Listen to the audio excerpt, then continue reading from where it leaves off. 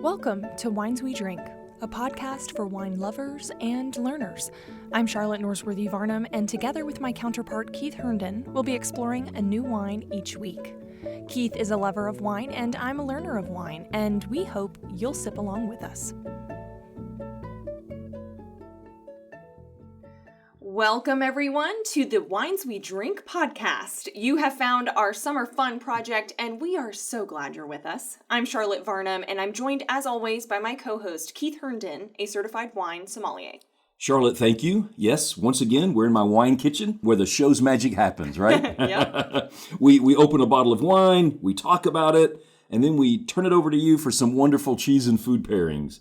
I know that you have some really wonderful suggestions in store for our audience today. Oh, yes. It is great to be here with you in the wine kitchen that we kind of turn into a recording studio. It's become one of our favorite places, I would say. And you all have joined us for the 7th episode of our 6th season.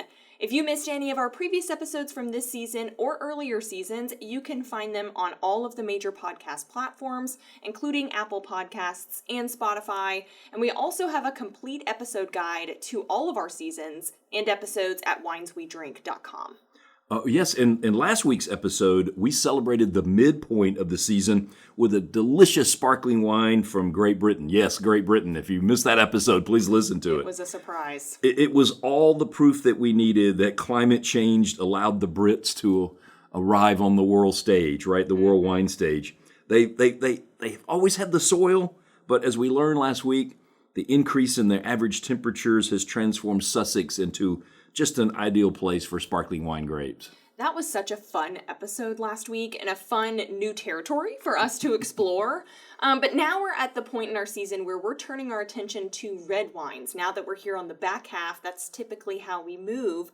Folks, we have an excellent lineup of reds for you over this next 6 episodes of our season, starting with today's featured wine. So could you please tell our listeners about the bottle that we're opening today? We are opening a 2022 vintage of Gamay that hails from the beautiful Beaujolais region of France. This was a selection that was inspired by my visit there last year. Today's wine is from Domaine Gaget's vineyard in Morgon, more specifically, the Côte de Pie. Ooh. Right. I'm being specific about that location on purpose because it's often described as the best vineyard in the appellation. This area is an old volcano that has been extinct for centuries. The soil's mostly composed of granitic material, from that history. This famous setting is where you'll find the Gaget family vineyards. Wow, I mean, you don't often think about volcanoes and France. So this is so interesting. And I love it when inspiration from another one of your famous wine trips brings us to a wonderful wine to feature on the show. Yes, today's wine is a real jewel, but by French standards, it is a relative newcomer to the region. While the vineyards date back hundreds of years, the Gaget family only sold grapes to winemaking cooperatives until 1984, right? That's when one reviewer said the family finally realized the potential of their vineyards and began making and bottling their own wine. Wow. But the winemaking history of the Gaget family doesn't start in 1984, does it? No, not at all. In fact, the Burgundy report tells us that the figure featured on the labels of Domaine Gaget wines is the great-grandfather of the current winemaker, Michael Gaget.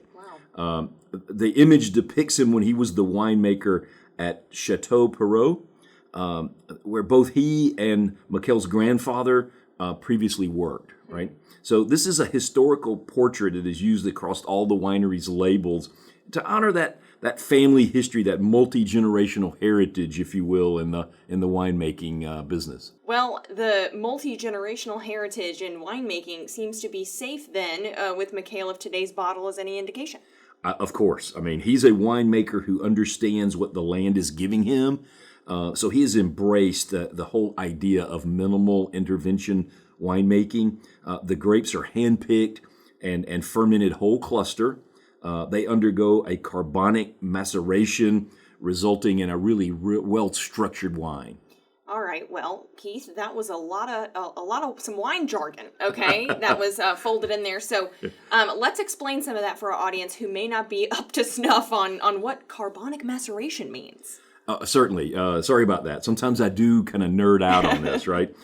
Carbonic maceration occurs when whole, uncrushed bunches of grapes, remember we said they were a whole cluster, Okay. right, are placed in a closed fermentation tank that is filled with carbon dioxide. Okay. So without oxygen, the grapes begin fermenting from within, and that is called intracellular fermentation. Okay? Eventually, the whole grapes then rupture and release their juice, and fermentation then proceeds as it normally would. Okay. Right? So this process leads to what the winemakers describe as a softer wine, as less tannin is extracted from the skins. And also the wine's acidity is diminished a little, and that also contributes to a softer wine, which is what the winemaker was going for here. Softer wine. Okay. That's a great explanation of carbonic maceration. So thank you for that science lesson. Okay, let's drink some wine. Okay, so I've got this wine in decanter. For this wine, I opted to decant it a little bit. Okay. So I poured it into a wide-bottom decanter just before we started today's show.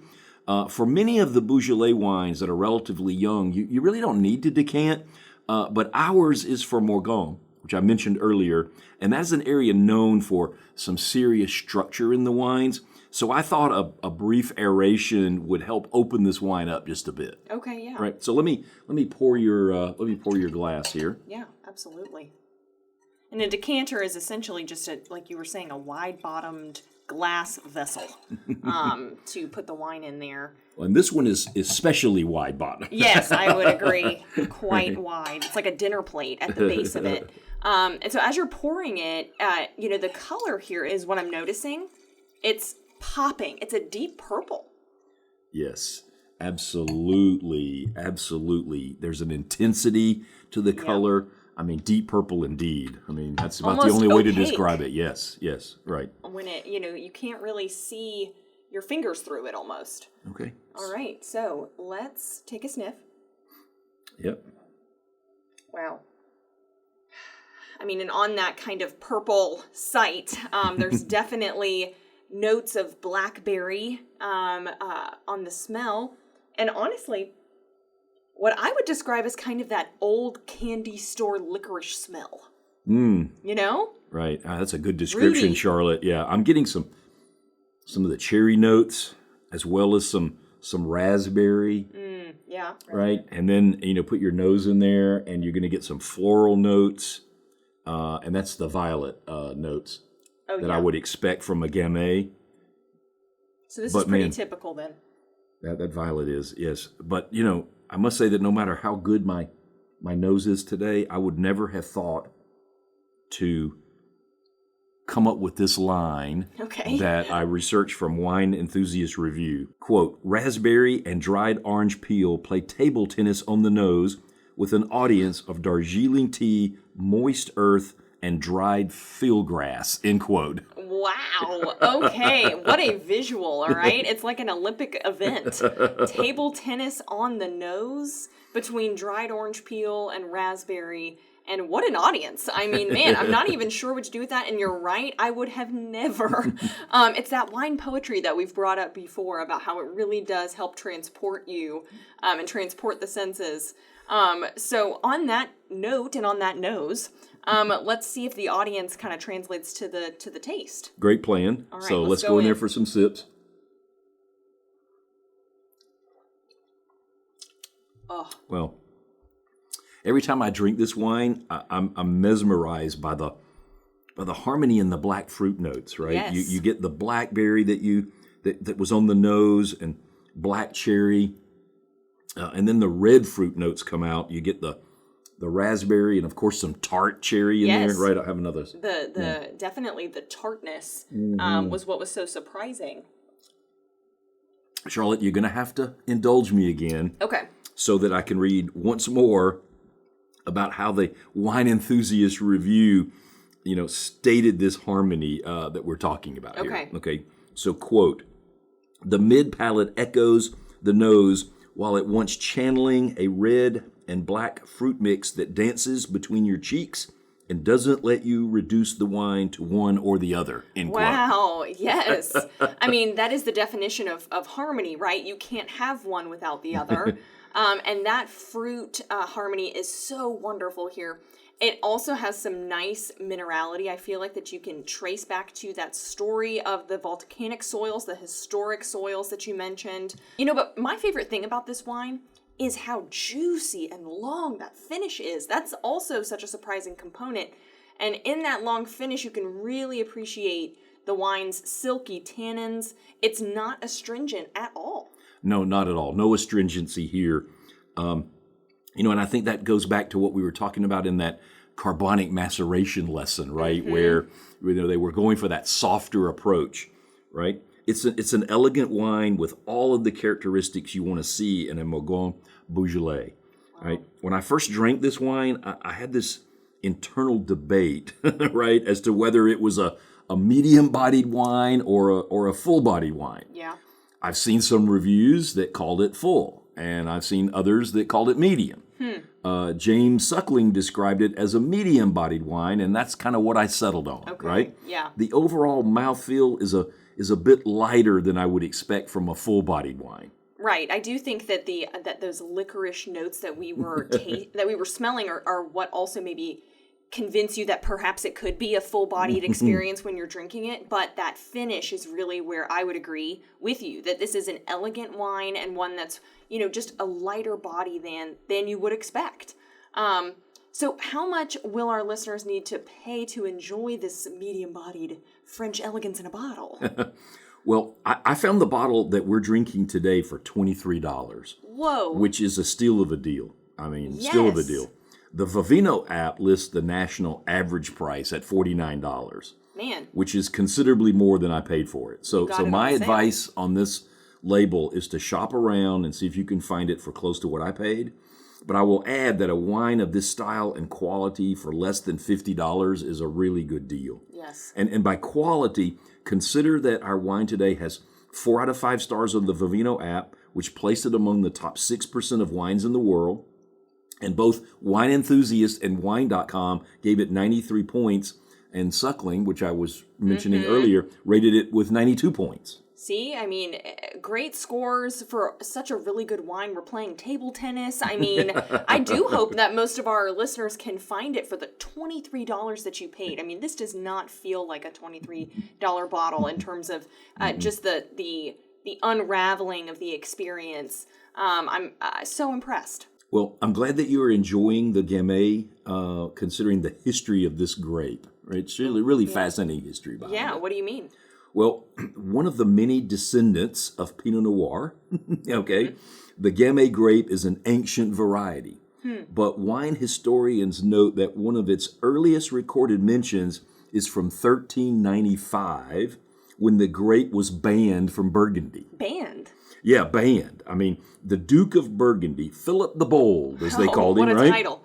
Announced in 1395 that any vines of Gamay must be pulled out, calling it, quote, a very bad and most disloyal grape, end quote. What? Historians don't really agree on a motive, and obviously the ban did not last as the varietal found a home in Beaujolais to thrive and prosper. Wow, a very bad and most disloyal grape. Huh. Well, and as the move to Beaujolais, I would say wine drinkers are grateful. Long live the Gamay. Yeah. So we're going to take a short break now after that little history lesson, but please join us in a few moments when Chef Charlotte joins us and will share with us how to elevate this elegant wine to even more heights with some delicious cheese and food pairings. We'll be right back.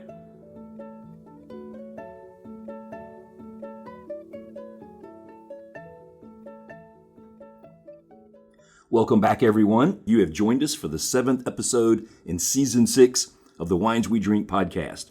And we're delighted that you followed us after the break to learn more about this wonderful Gamay wine, specifically how to pair it with cheese and a main course. Now is the time in the show we feature Chef Charlotte, who will demonstrate her outstanding culinary skills with today's pairings. So, Charlotte. Take it Over away. to me. Yes, thank you, Keith. We are starting our pairing portion of today's show with our cheese suggestion before moving into the main course.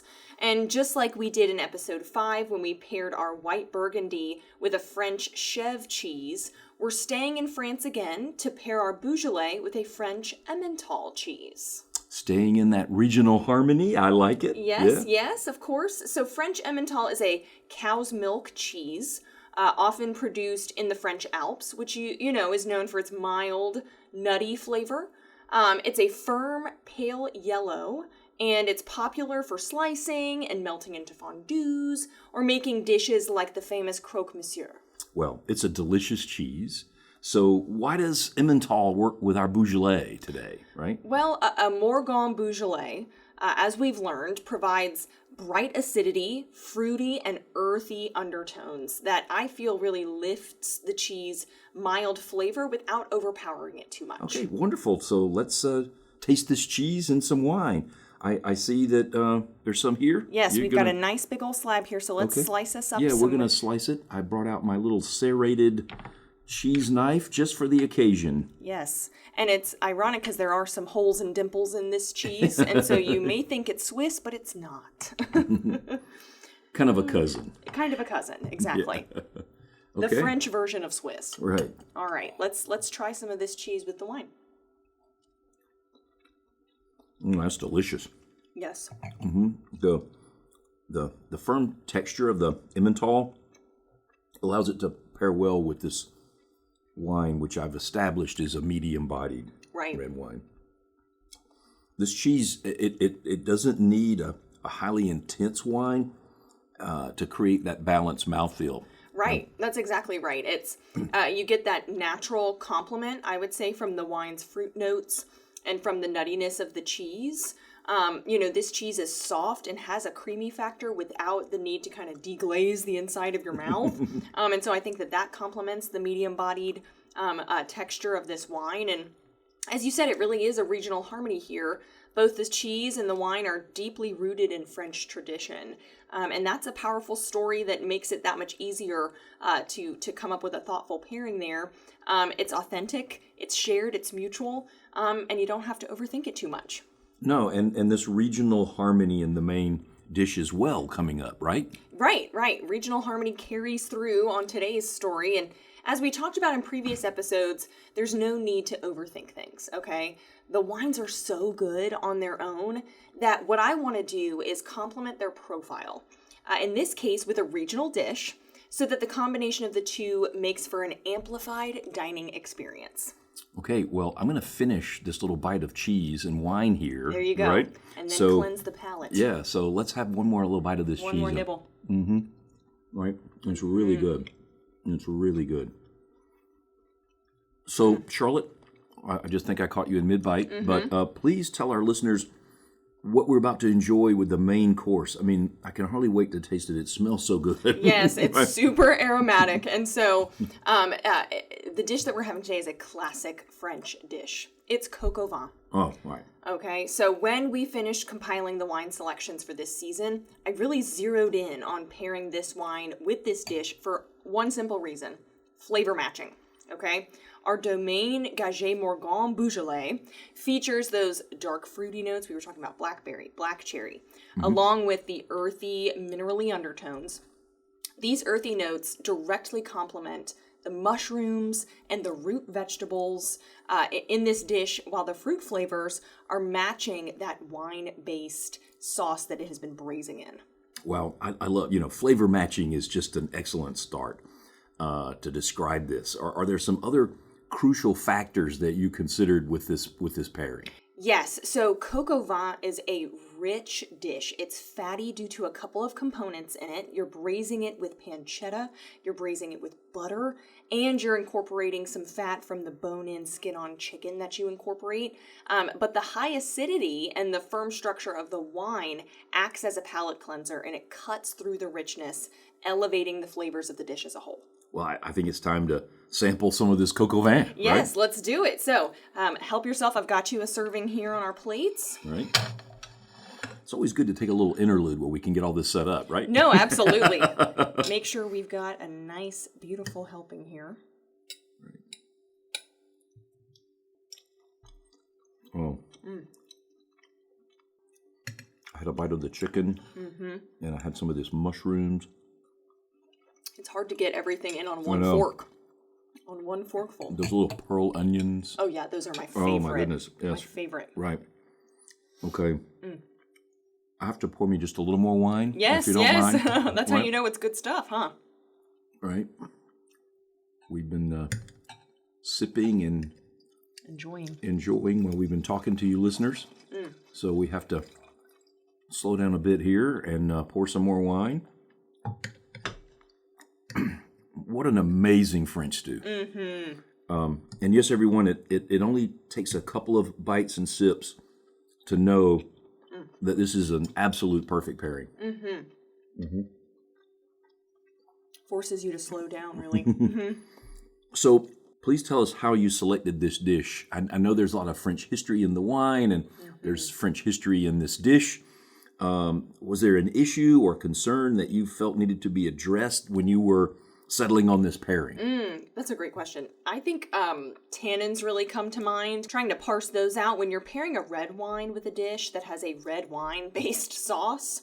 You want to be careful not to create an imbalance or a clash of styles. So our wine certainly provides enough structure to complement this dish's body, but the tannins are smooth and silky enough, right, to not to clash with the sauce. What about the delicate texture of the chicken? Yes, so our wine with this coq-au-vin is another example of those natural regional pairings that work really well and have been proven partners for many, many years. And really, my only job was to just not mess up the recipe. Well, far from messing it up, you've amplified it, right? I am assuming that there are lots of recipes for coq-au-vin out there with lots of differences, some subtle, some not so subtle. So tell us about the specific recipe that you chose to go with. Yeah, absolutely. Again, trying to not create clashes here. Coq-au-vin is one of those recipes that just screams French cuisine, all right? It has a lot of different variations of the same core stew, which is essentially just a stewed bone-in cut of chicken, marinated overnight in a hearty red wine, like a Burgundy. I ended up going with a modernized version of Julia Child's recipe. We know that I love her. From Ina Garten, otherwise known as the Barefoot Contessa to some.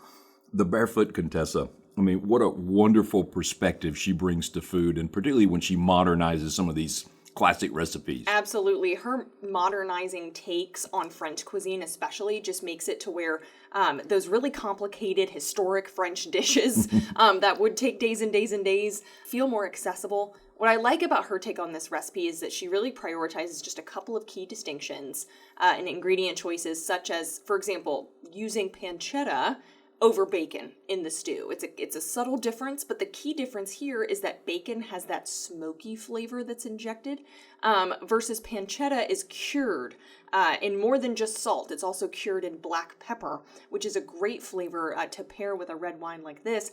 By using pancetta, we can actually speak more to some of the notes in a red wine in a very pure fashion while not taking away from it with a complicated smoky flavor.